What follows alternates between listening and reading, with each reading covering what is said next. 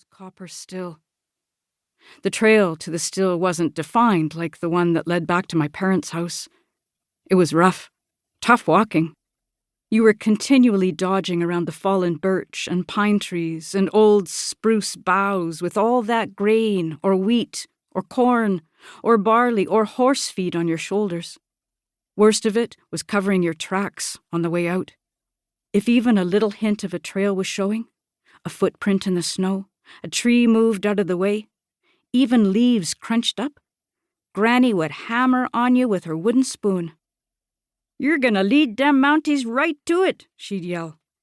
"Can't cover a track, walking around out there like a goddamn monia."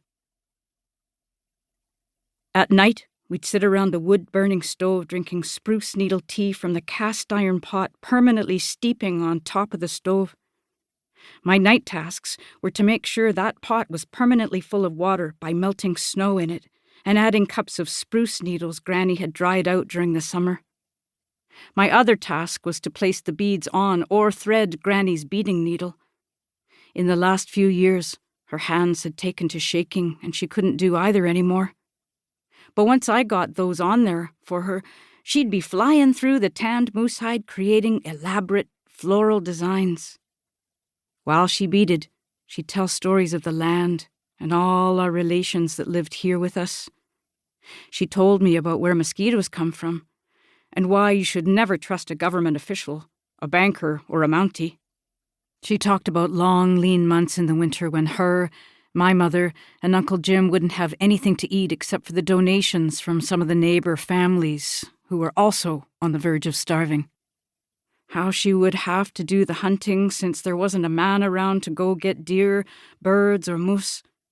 She talked about Jim and how good of a shot he was with the rifle, how he learned to shoot animals in the head to ease their suffering and preserve more of the meat, how he'd been doing that since he was 6 years old. Then she'd laugh and talk about how she pitied those Germans who got in the way of Jim's rifle. Sometimes one of Granny's regular customers, usually one of the town folks from St. Lena or St. Paul, would make a special request for a fancy bottle. They'd show up with husked corn instead of the usual grain. Granny liked making corn moonshine. With the low-end stuff, she would never bother checking it or caring what kind of proof it was. She would just bottle it up and send it off. With the corn mash moonshine, she would take extra time.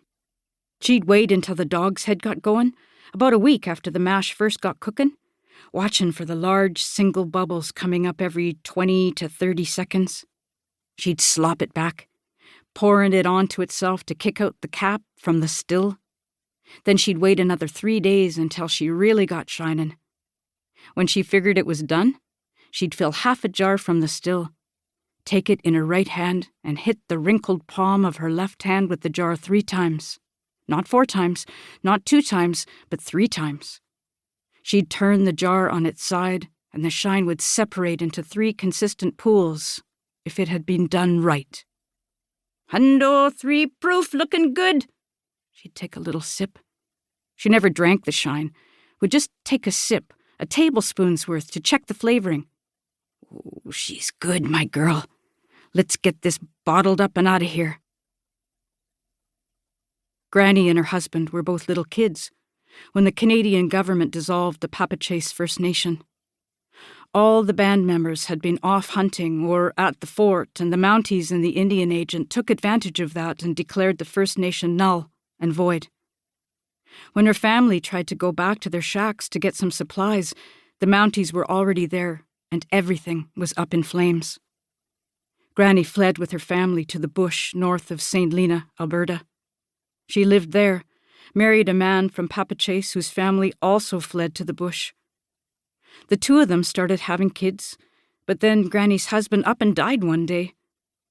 My mother told me he had died from heartbreak, from being forced off the land he had loved. Uncle Jim told me it was TB.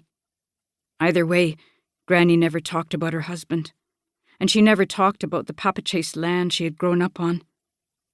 But she loved woodpeckers.